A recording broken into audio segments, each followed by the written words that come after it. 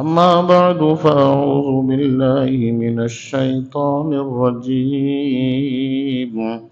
بسم الله الرحمن الرحيم.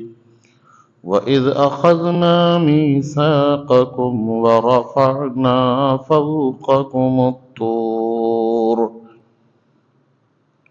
خذوا ما آتيناكم بقوة واذكروا ما فيه لعلكم تتقون.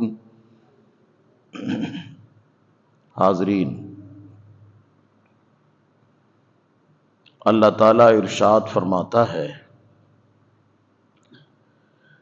جب ہم نے تم سے عہد لیا اور تم پر طور کو اونچا کیا تو جو کچھ ہم تم کو دیتے ہیں زور سے، اور اس کے مضمون کو یاد کرو اس امید پر کہ تمہیں پرہیزگاری ملے۔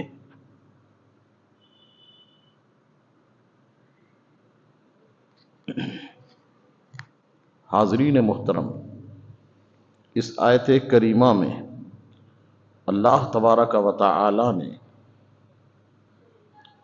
بنی اسرائیل کے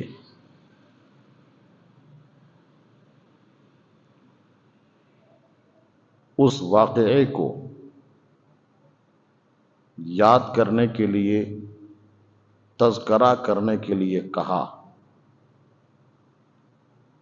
جس میں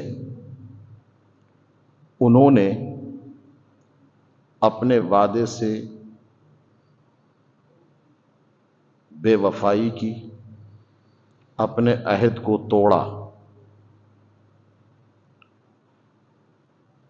اللہ تعالی قرآن کریم میں یہودیوں کا، بنی اسرائیل کا بار بار تذکرہ فرماتا ہے،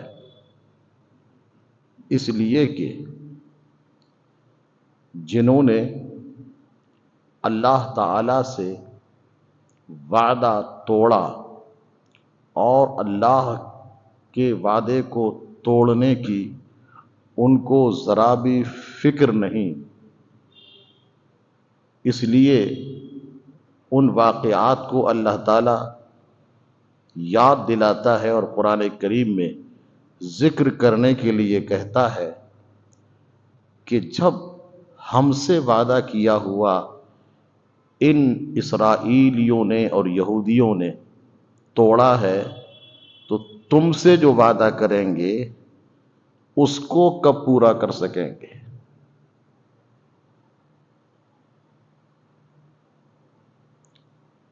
قرآن کریم تلاوت کرنے کے لیے بھی ہے، ثواب حاصل کرنے کے لیے بھی ہے، اور اپنی زندگی میں لانے کے لیے بھی ہے کہ تمہارا تعلق دنیاوی اعتبار سے دنیا کی مختلف قوموں سے ہوگا۔ ان قوموں میں بت پرست بھی ہوں گے، کافرین ہوں گے، مشرکین ہوں گے، مجوسی ہوں گے، عیسائی ہوں گے، یہودی ہوں گے۔ ان قوموں سے تمہارا تعلق ہوگا۔ یہ تعلق لین دین کا، یہ تعلق کاروبار کا، یہ تعلق ملک کا، یہ تعلق پڑوس کا، یہ تمام تعلق تمہارا رہے گا۔ اس لیے ان تمام قوموں میں سب سے زیادہ اگر ہوشیار رہنے کی ضرورت ہے تو وہ یہودی قوم ہے، اسرائیل ہیں، کہ جن سے تم کو بہت بہت ہوشیار رہنے کی ضرورت ہے۔ اللہ تعالیٰ نے قرآن کریم میں اس لیے یہودیوں کا، اسرائیلیوں کا ذکر کیا ہے کہ تم ان سے باخبر رہو اور ان کے حالات کو جو قرآن کریم نے بیان فرمائے ہیں ان کو پیش نظر رکھو، اور اسی اعتبار سے تم اپنی زندگی اختیار کرو۔ ان واقعات میں سے یہ ایک واقعہ یہ ہے کہ اللہ تعالیٰ ارشاد فرماتا ہے کہ بنی اسرائیل نے ہمارے نبی موسیٰ کلیم اللہ علیہ الصلوۃ والسلام سے یہ کہا تھا کہ اے موسیٰ، آپ اللہ تعالیٰ سے دعا کریں کہ اللہ تعالیٰ ہمیں ایک ایسی کتاب عطا فرما دے جس کتاب میں زندگی گزارنے کے قوانین موجود ہوں، کہ ہم زندگی کیسے گزاریں، اٹھنے کے، بیٹھنے کے، کھانے کے، پینے کے، عبادت کرنے کے، سارے معاملات اس میں درج ہوں اور اسی اعتبار سے ہم زندگی گزاریں۔ تو زندگی گزارنے کے لیے ایک قانون کی اہم کتاب ہم پر نازل ہو جائے جس کی روشنی میں ہم زندگی گزار سکیں۔ حضرت موسیٰ کلیم اللہ علیہ الصلوۃ والسلام نے ان سے کہا کہ کتاب تو اللہ تعالیٰ عطا فرمائے گا، لیکن کیا تم کتاب کے احکام کو مانو گے؟ اگر کتاب تم کو مل گئی تو کیا تم اس پر عمل کرو گے؟ ان بنی اسرائیلیوں نے عہد کیا، وعدہ کیا کہ ہاں، اگر ہم کو کتاب الہی مل جائے اور زندگی کے مفصل قوانین اس میں موجود ہوں تو ہم ضرور عمل کریں گے۔ حضرت موسیٰ علیہ الصلوۃ والسلام نے ان سے وعدہ لیا اور بار بار وعدہ لیا کہ تم کو کتاب دی جائے گی اور تم کو عمل کرنا ہوگا، اور انہوں نے وعدہ کر لیا۔ حضرت موسیٰ کلیم اللہ علیہ الصلوۃ والسلام نے اللہ تعالیٰ سے دعا فرمائی، پروردگار عالم، میری قوم کو زندگی گزارنے کے لیے ایک کتاب، ایک قانون کی کتاب عطا فرما جس کی روشنی میں یہ زندگی قوم گزار سکے۔ حضرت موسیٰ کلیم اللہ علیہ الصلوۃ والسلام کو اللہ تعالیٰ نے توریت شریف عطا فرمائی،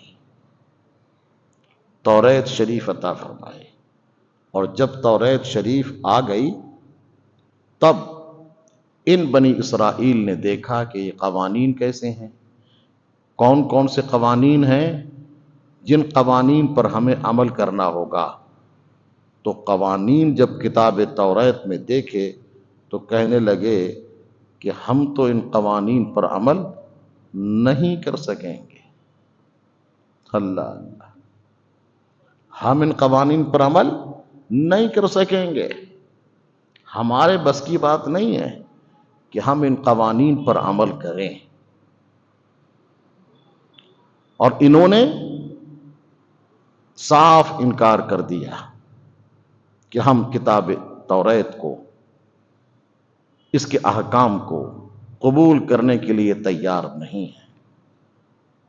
اللہ تبارک و تعالی نے ان کا یہ وعدہ اور ان کی یہ عہد شکنی جب دیکھی تو اللہ تعالیٰ نے حضرت جبریل امین علیہ الصلوۃ والسلام کو حکم دیا کہ اب ان کے سروں پر طور پہاڑ معلق کر دو۔ حضرت جبریل امین علیہ الصلوۃ والسلام نے طور پہاڑ کو اٹھایا اور بنی اسرائیل کے سروں پر مسلط کر دیا۔ وہ ان کے سروں کے اوپر قائم ہو گیا۔ حضرت موسیٰ کلیم اللہ علیہ الصلوۃ والسلام نے ارشاد فرمایا، اب تم بتاؤ کہ عمل کر رہے ہو، اقرار کر رہے ہو عمل کرنے کا، یا طور پہاڑ تمہارے اوپر گرا دیا جائے۔ جب اس قوم نے دیکھا کہ اب تو طور پہاڑ گرے گا نیچے اور ہم دب کے مر جائیں گے، اس لیے انہوں نے کتاب توریت پر عمل کرنے کا پھر اقرار کر لیا اور وعدہ کر لیا، حضرت جبریل امین علیہ الصلاۃ والسلام نے طور پہاڑ کو جہاں سے اٹھایا تھا اسی جگہ پر پہنچا دیا۔ حاضرین،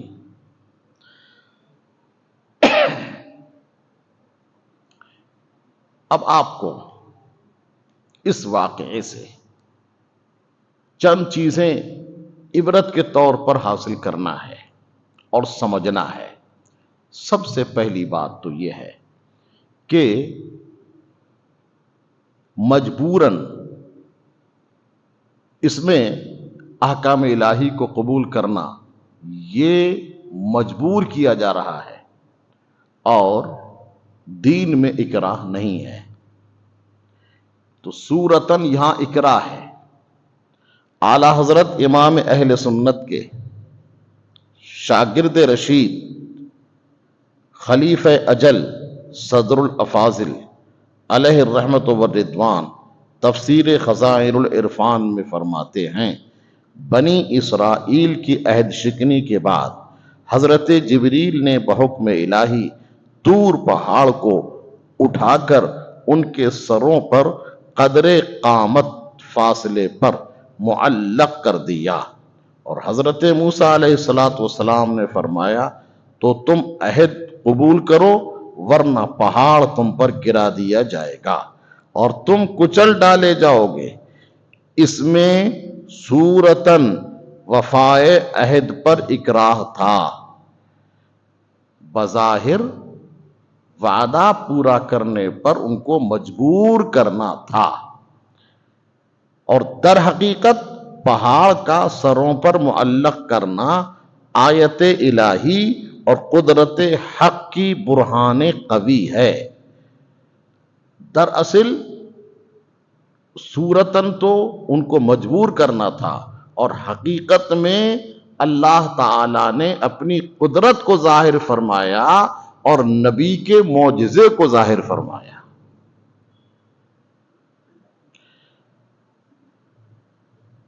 جس سے دلوں کو اطمینان حاصل ہوتا ہے کہ بے شک یہ رسول مظہر قدرت الہی ہیں، یعنی اللہ تعالیٰ کی قدرت کو ظاہر کرنے والے حضرت موسیٰ کلیم اللہ ہیں۔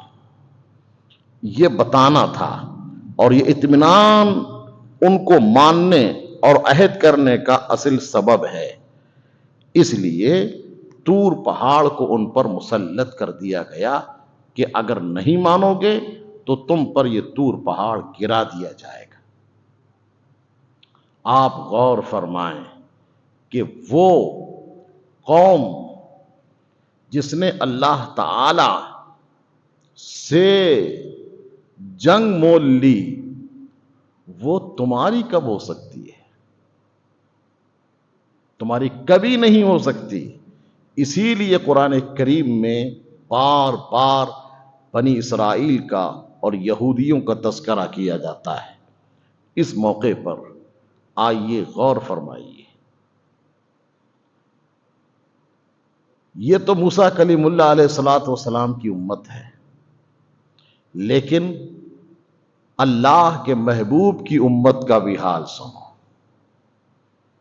اللہ کے محبوب صلی اللہ علیہ وآلہ وسلم نے ایک موقع پر صحابہ کرام سے مشورہ فرمایا کہ مدینے کے باہر دشمن سے مقابلہ کیا جائے یا مدینے کے اندر ہی رہ کر دشمن سے مقابلہ کیا جائے۔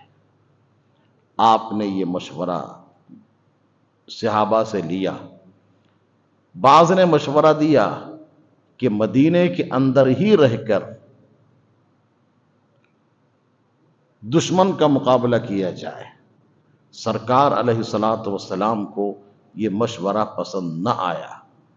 جب یہ مشورہ پسند نہ آیا، اس وقت میں صحابہ کرام میں بعض کھڑے ہوئے، عرض کیا یا رسول اللہ صلی اللہ علیہ وآلہ وسلم، آپ نے تو مشورہ لیا تو ہم نے اپنی رائے دی، ورنہ آپ تو حکم دیجئے۔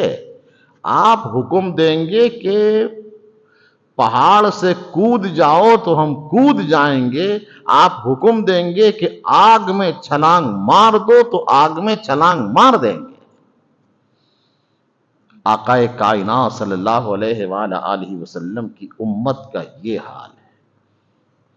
وہاں یہ نہیں دیکھا جا رہا ہے کہ ہم کر سکیں گے یا نہیں، یہ حکم آسان ہے یا مشکل، بس یہاں یہ دیکھا جاتا ہے کہ ہمارے نبی کا فرمان ہے، اس سے ہٹ کر کچھ نہیں۔ آقا کائنات صلی اللہ علیہ وآلہ وسلم کے صحابہ نے ثابت کر دیا کہ جو کچھ آپ فرمائیں، آپ کے فرمان پر ہم جان دینے کو تیار ہیں۔ فرمانا تو الگ بات ہے، زبان سے کہنا تو الگ بات ہے، بلکہ سرکار نے جو کیا صحابہ نے ویسا ہی کرنا شروع کر دیا۔ سرکار نے کہا نہیں یہ کرو، جیسے صوم وصال۔ صوم وصال کیا ہے؟ روزے پر روزہ رکھنا، شام کو افطار کر لینا اور پھر روزہ شروع۔ سرکار نے صوم وصال رکھی، تو روزے پر روزے سرکار نے رکھے، صحابہ کرام نے بھی روزے رکھنا شروع کر دیے۔ صوم وصال، روزے پر روزے، نہ افطار نہ سحری، کچھ نہیں، صوم وصال۔ اب صوم وصال رکھنے کی وجہ سے جب ضعف و نقاہت کا عالم یہ ہوا کہ کھڑا ہونا مشکل، چلنا مشکل، تو سرکار نے ارشاد فرمایا یہ کمزوری، یہ ضعف و نقاہت تمہارے اوپر کیوں ہے؟ عرض کیا یا رسول اللہ صلی اللہ علیہ وآلہ وسلم، ہم نے دیکھا کہ آپ صوم وصال رکھتے ہیں، روزے پر روزے رکھتے ہیں، تو ہم نے بھی روزے پر روزے رکھنا شروع کر دیے۔ سرکار نے ارشاد فرمایا ایکم مثلی یطعمنی ربی ویسقینی، تم میں سے کون میرے مثل ہے، مجھے تو میرا رب کھلاتا اور پلاتا ہے۔ یعنی مجھے جسمانی غذا کی ضرورت نہیں ہے، کھلانا اور پلانا یہاں روحانی غذا ہے، میں روحانی غذا حاصل کرتا ہوں، میرا رب مجھے کھلاتا اور پلاتا ہے، تم میں سے کون میرے مثل ہے؟ صحابہ کرام سرکار کے مثل نہیں ہو سکتے، ہم گناہگار ان کے مثل کیسے ہو سکتے ہیں؟ حضرات، مجھے یہ کہنا مقصود ہے آج کی تفسیر میں کہ صحابہ کرام رضوان اللہ علیہم اجمعین کے لیے یہ کہنے کی ضرورت نہیں ہے کہ یہ کرو، سرکار کا اشارہ ہی کافی ہے، اور سرکار کا عمل صحابہ نے دیکھا تو وہی کرنا شروع کر دیا۔ کہنے کی ضرورت ہی نہیں، حکم دینے کی ضرورت ہی نہیں۔ آئیے، مجھے یاد آیا، سرکار علیہ الصلوۃ والسلام ایک جگہ سے گزرے، آپ نے ارشاد فرمایا یہ مکان کس کا ہے؟ عرض کہ یا رسول اللہ یہ مکان آپ کے فلاں صحابی کا ہے۔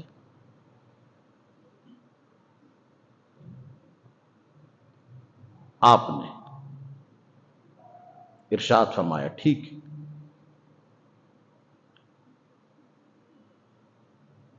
سرکار تشریف لے آئے، اب وہ صحابی جب محفل میں آئے اور سرکار کی خدمت میں حاضر ہوئے، سرکار نے ان سے کلام نہ فرمایا، یعنی وہ مکان پسند نہ آیا۔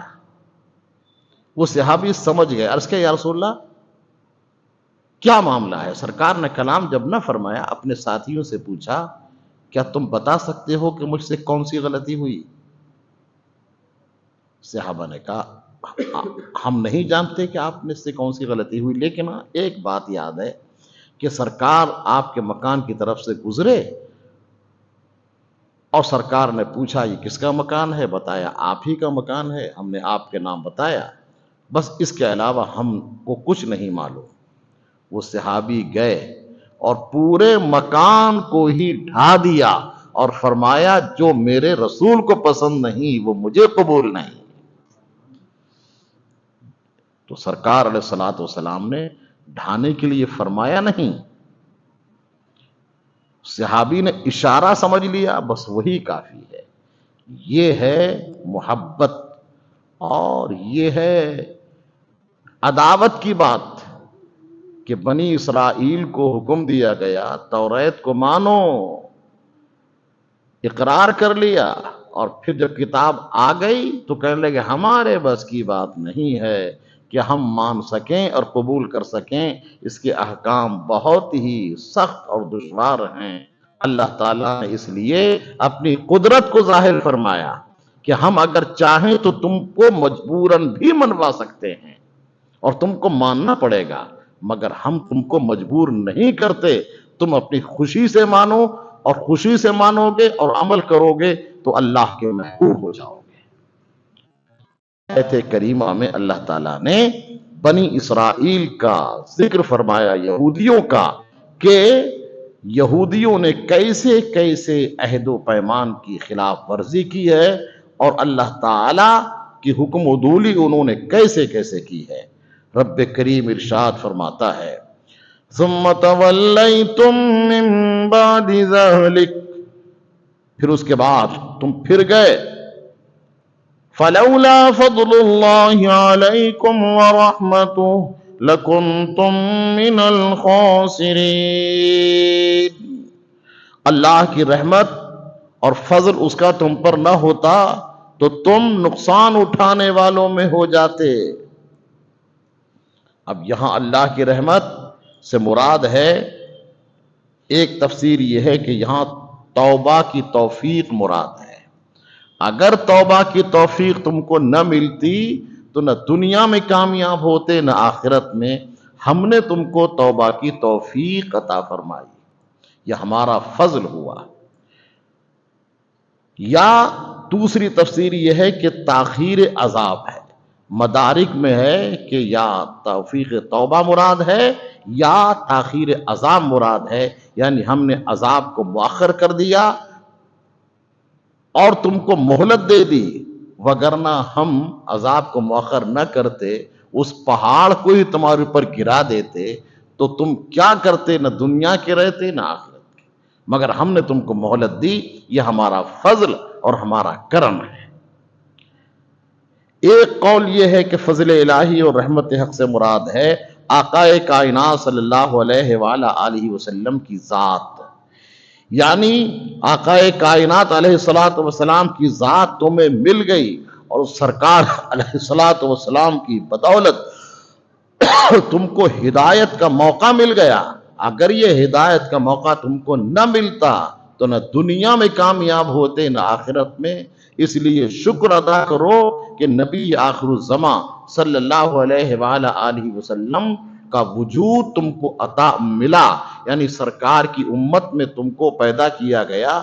اب اگر یہ فضل تم پر نہ ہوتا تو تم دنیا و آخرت میں رسوا اور ذلیل ہو جاتے۔ اس آیت کریمہ میں اللہ تعالیٰ نے بنی اسرائیل کی عہد شکنی کا ذکر کیا ہے، اور ایک بار ہم پھر یہ کہنا چاہیں گے کہ بنی اسرائیل کی عہد شکنی اور ان کی وعدہ خلافی کا تذکرہ جو بار بار کیا گیا ہے، کاش کہ دنیا کے مسلمان یہودیوں کی سازشوں کو سمجھیں، بنی اسرائیل کی سازشوں کو سمجھیں، خصوصاً یہ عرب ممالک کے لوگ جو قرآن کریم پر عمل کرنے کا دعویٰ کرتے ہیں، اور ہم یہ دعا کرتے ہیں کہ اللہ تعالیٰ ان کو قرآن کریم پر عمل کرنے کی صحیح طرح توفیق عطا فرمائے کہ